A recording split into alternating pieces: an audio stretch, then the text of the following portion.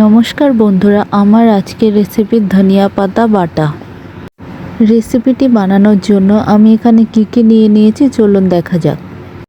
রেসিপিটির জন্য আমি এখানে নিয়ে নিচ্ছি কিছুটা পরিমাণে পেঁয়াজ, আর নিয়ে নেব 4 থেকে 5 কোয়া রসুন, সাথে নিয়ে নেব 2 থেকে 3টি কাঁচা লঙ্কা।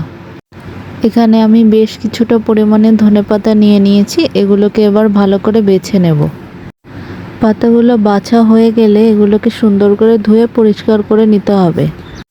আমার প্রত্যেকটি উপকরণ রেডি হয়ে গেছে, তবে আমি এখানে এর সাথে আরেকটি জিনিস নিয়ে নিয়েছি। আপনাদের বাড়িতে যদি থাকে তবে নিয়ে নেবেন, না হলে দরকার নেই।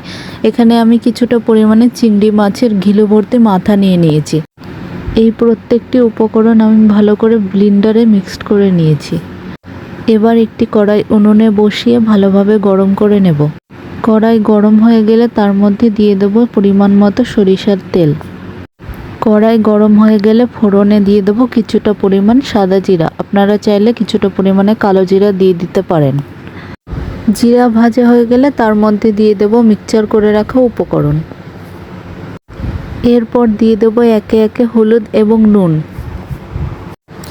এরপর ভালো করে নেড়েচেড়ে উপকরণটিকে ভেজে নিতে হবে।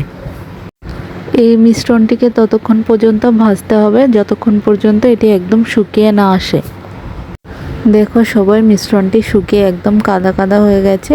এবার এটিকে নামিয়ে ফেলতে হবে। রেসিপিটি ভালো লাগলে লাইক, কমেন্ট এবং শেয়ার করো, এবং চ্যানেলটিকে সাবস্ক্রাইব করে আমাদের পাশে থেকো।